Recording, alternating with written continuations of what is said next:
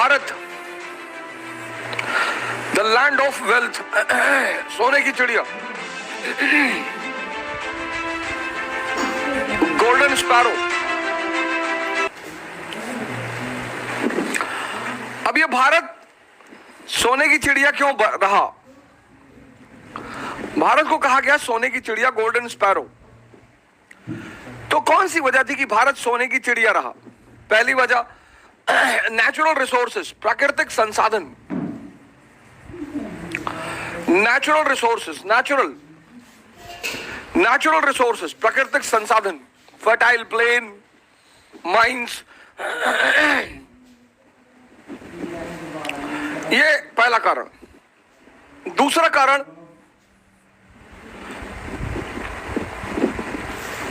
Monsoon.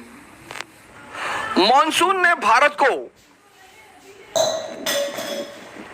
की सिर्फ कृषि व्यवस्था, एग्रीकल्चर को ही फायदा नहीं पहुंचाया। मॉनसून ने भारत को वेस्ट और ईस्ट का जो ट्रेड है, वेस्ट और ईस्ट, यूरोप और पूरब एशिया के बीच का जो ट्रेड है, उसका हृदय स्थल बना दिया, केंद्र बिंदु। पालस ने मॉनसून की खोज की और वहीं से सी ट्रेड की कहानी शुरू हुई। अब आपकी स्टीयरिंग किसके हाथ में है? मॉनसून के हाथ में। तो आप जून के महीने में जब मॉनसून से चलोगे अरब सागर में, तो डेस्टिनेशन क्या होगा? भारत। और अक्टूबर के महीने में जब आप रिटर्न होगे, तो डेस्टिनेशन क्या होगा? भारत। मॉनसून ने भारत को यूरोप और एशिया का जो ट्रेड था, उसका केंद्र बिंदु बना दिया, सेंटर पॉइंट बना दिया। इसलिए आप देखोगे जैसे ही मॉनसून की खोज हुई, वैसे ही दक्कन में राज्य की स्थापना भी हुई।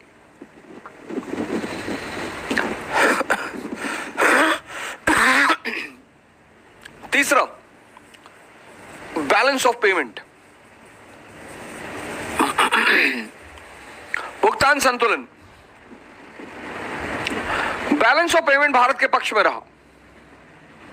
मैक्सिमम एक्सपोर्ट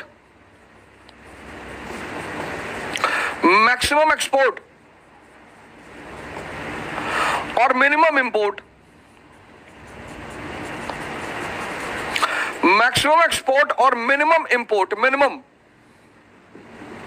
मैक्सिमम एक्सपोर्ट, हमारे सेल्फ सफिशिएंट विलेज रहे, आत्मनिर्भर ग्राम, हमें बाहर से कुछ खरीदना ही नहीं था। दो चीजें जो बाहर से विशेषकर आती थी, वो भी शाही वर्ग के लिए, एक तो घोड़े आते थे और दूसरा शराब। तो भुगतान संतुलन भारत के पक्ष में रहा, बैलेंस ऑफ पेमेंट भारत के पक्ष में रहा। इन तीन चीजों ने भारत को सोने और चांदी का सिंक बना दिया।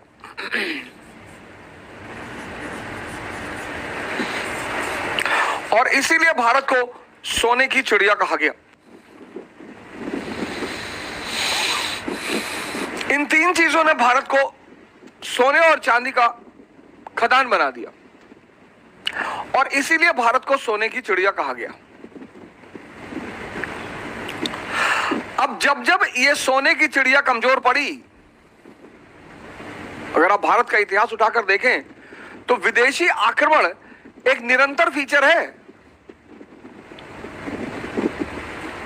लगातार विदेशी आक्रमण, आर्य आए, शक आए, कुषाण आए, हूण आए, मुगल आए, मंगोल आए, अफगानी आए, ईरानी आए और आज आतंकवादी आ रहे हैं। क्योंकि एक तो लैंड ऑफ वेल्थ की